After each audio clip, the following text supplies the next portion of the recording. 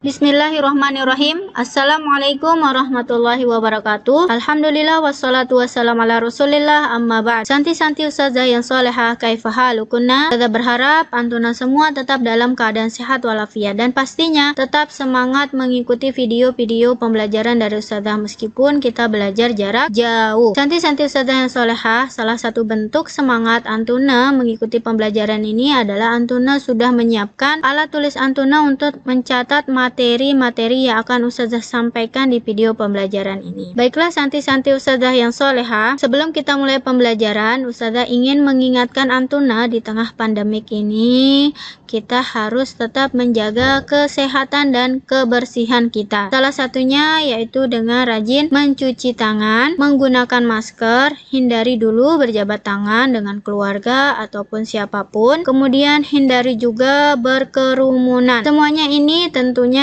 harus antuna barengi dengan berdoa kepada Allah Subhanahu wa taala agar kita semua terhindar dari berbagai macam penyakit serta virus. Santi-santi ustazah yang soleha, pada pertemuan keempat ini materi apa yang akan kita bahas? Sebelum kita mulai pada pembelajarannya, mari kita mengingat kembali materi yang sudah kita pelajari. Materi yang sudah kita pelajari, yang pertama kita membahas pengertian dari menyimpulkan. Apa itu menyimpulkan? Menyimpulkan adalah mengikhtisarkan atau merangkum isi dari surat. Yang kedua, kita membahas langkah-langkah di dalam menyimpulkan isi surat pribadi. Adapun langkah-langkah di dalam menyimpulkan isi surat pribadi, yang pertama yaitu membaca keseluruhan isi surat dengan seksama. Apa arti seksama?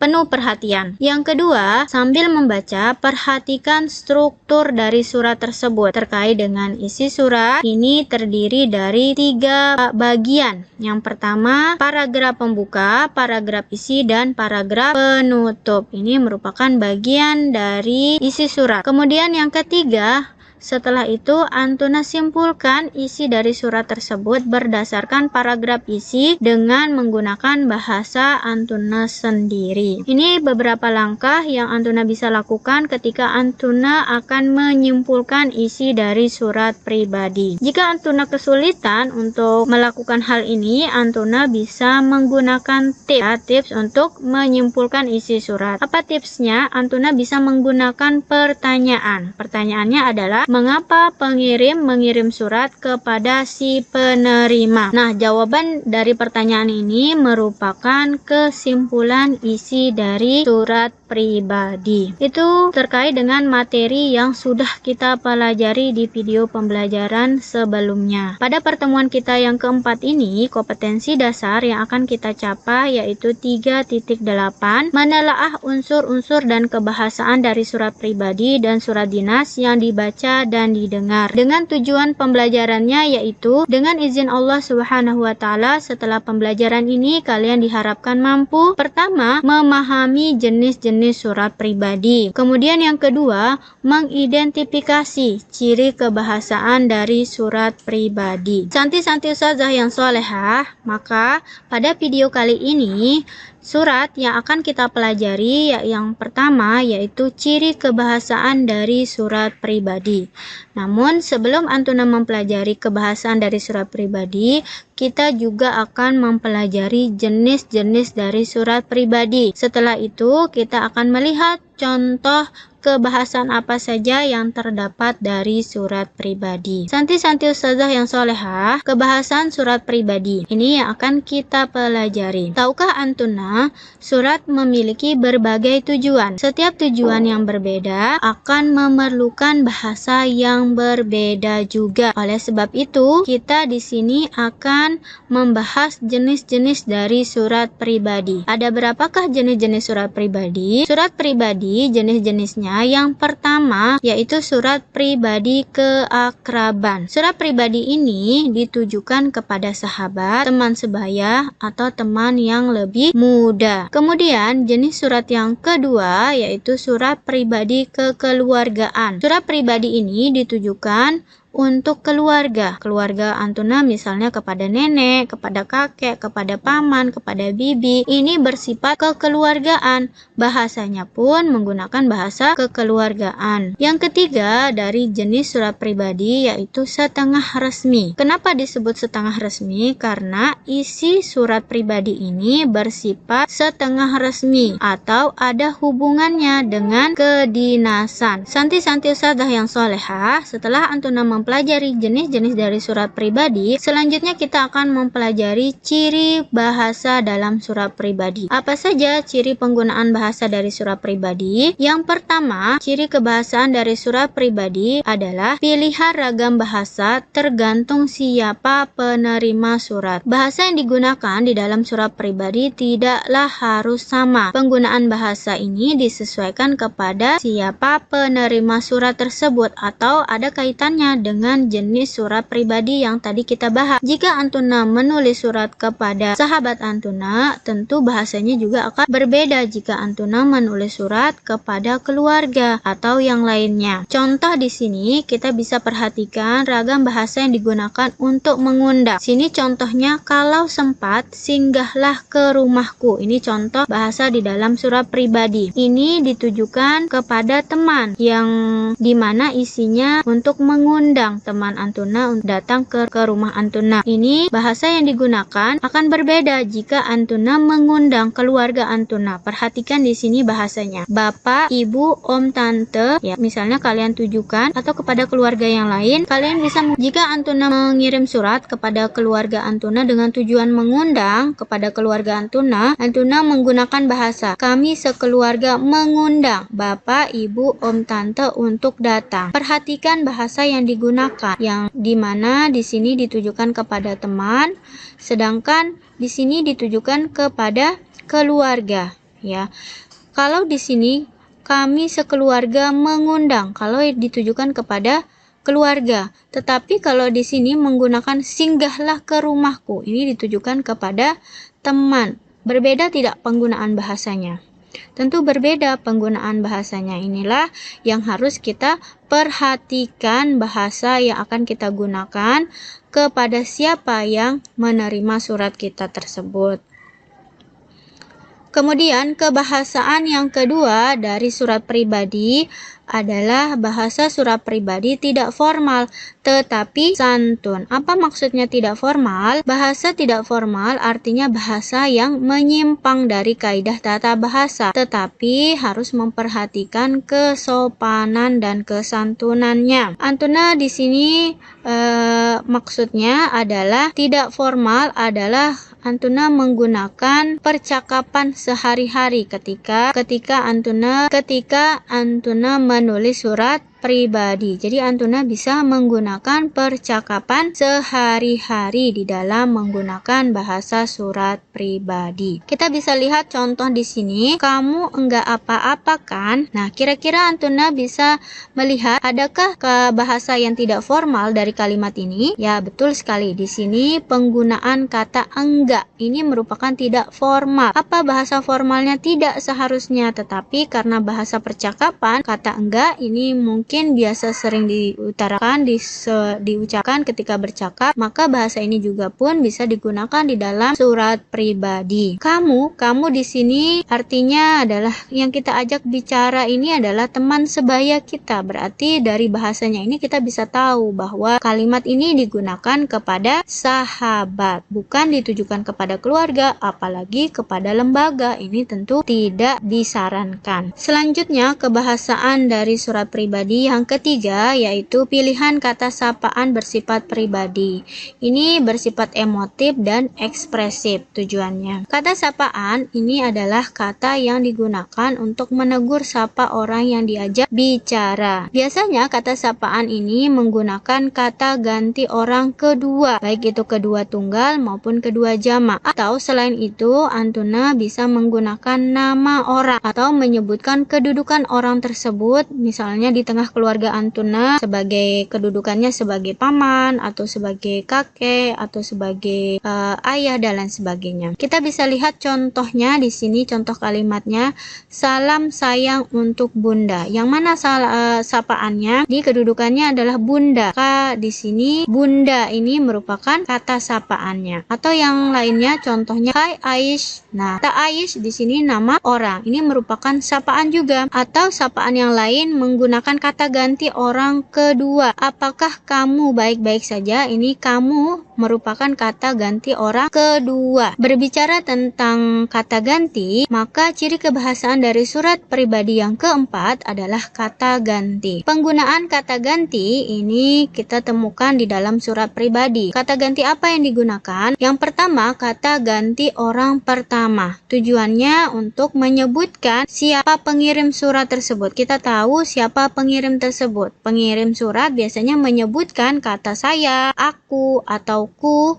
Ini merupakan dia menyebutkan menggunakan kata ganti. Kata ganti jenisnya bisa berupa kata ganti orang pertama tunggal ataupun jamak. Kalau jamak bisa menggunakan kata kami ataupun kita. Berikutnya kata ganti yang kedua adalah kata ganti orang kedua atau penerima yang dikirimi surat. Biasanya penulis menggunakan kamu atau mu, ini menunjukkan kata ganti orang kedua tunggal, atau menggunakan kata kalian. Ini berarti dia jamak. Contohnya bisa Antuna lihat pada kalimat saya dengar kotamu sedang dilanda bencana asap. Yang mana kata gantinya? Ada kata saya dan ada mu. Saya di sini penulis menggunakan kata ganti saya sebagai pengirim surat. Kemudian mu di sini yang diajak bicara yang menerima surat tersebut. Berarti kata ganti yang digunakan ada dua, menggunakan kata ganti orang pertama dan kata ganti orang kedua. Selanjutnya yang kelima dari kebahasan surat pribadi adalah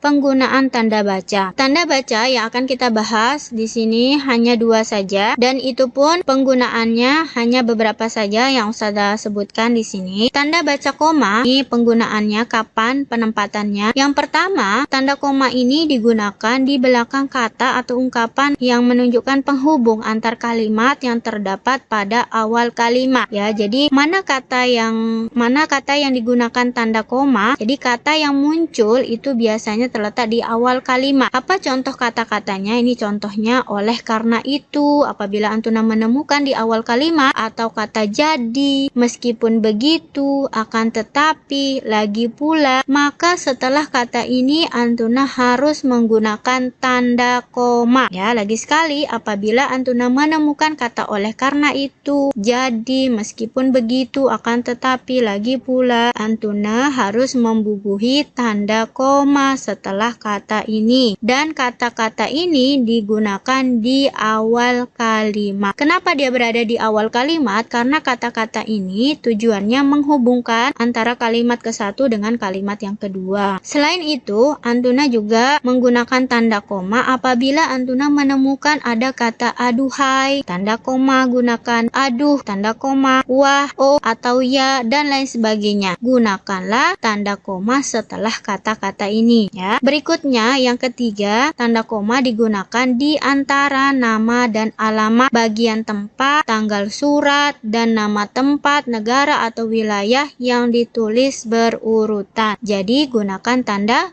koma. Nah, kita fokus pada nomor 3. Tanda koma ini digunakan pada alamat surat dan tanggal surat. Nanti kita coba lihat pada surat pribadi apakah terdapat tanda koma dari surat pribadi, akan kita lihat nantinya. Berikutnya, tanda baca yang kedua yang kita pelajari adalah tanda tanya. Kapan digunakan tanda tanya?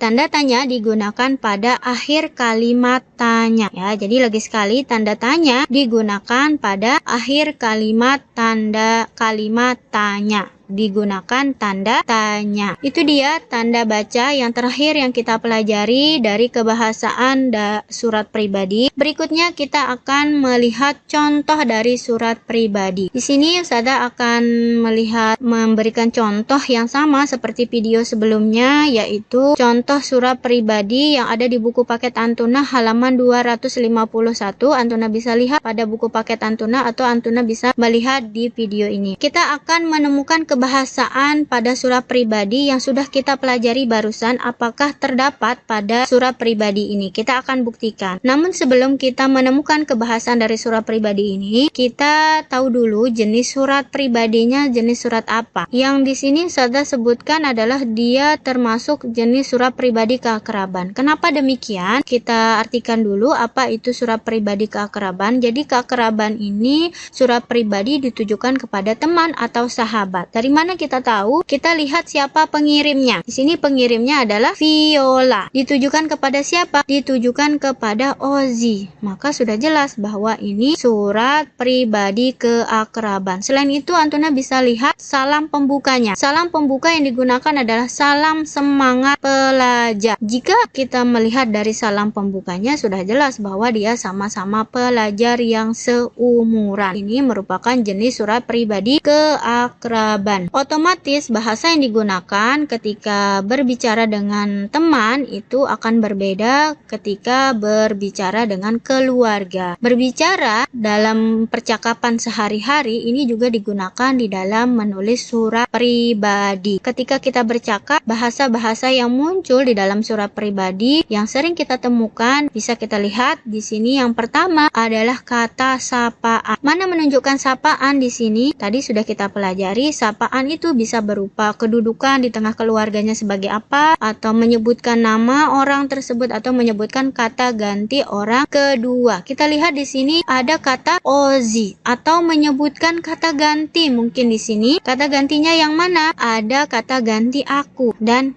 kamu di sini. Aku khawatir akan keadaanmu.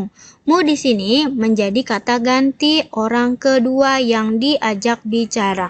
Ini juga sekaligus sebagai sapaan penulis kepada penerima surat tersebut. Kita sudah temukan. Berikutnya ada tanda baca. Tanda baca apa itu? Tanda baca koma. Kita lihat di sini di alamat dan tanggal surat. Untuk memisahkan alamat dan tanggal surat, itu Malang 14 November 2015 digunakan tanda koma. Berarti tanda koma terdapat pada surat pribadi ini. Tanda baca berikutnya yaitu tanda tanya. Yang mana dia? Di sini Antuna bisa lihat pada surat ini, apakah kamu baik-baik saja? Ini merupakan kalimat tanya, sehingga di akhir kalimat digunakan tanda tanya sebagai tanda bacanya. Di mana santi-santi ustazah yang solehah? Berarti kebahasaan yang terdapat pada surat pribadi sudah kita temukan pada surat ini ya. Yang pertama kata sapaan, kemudian kata ganti, tanda baca, dan bahasa yang digunakan dengan sahabat.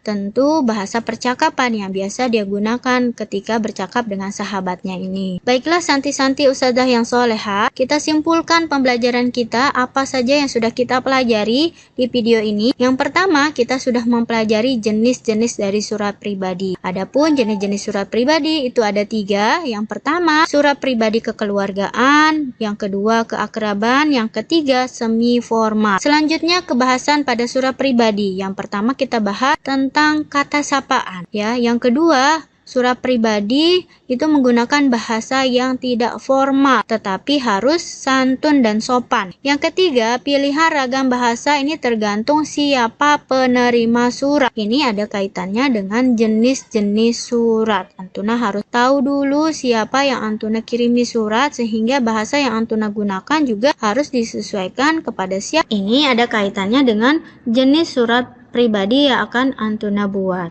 Jika Antuna menulis surat kepada keluarga, tentu akan berbeda bahasanya ketika Antuna menulis surat kepada sahabat atau kepada teman Antuna. Selanjutnya, kalian bisa menemukan penggunaan kata ganti pada surat pribadi ya. Surat pribadi di mana terdapat kata ganti orang pertama sebagai pengirim surat dan orang kedua sebagai penerima surat.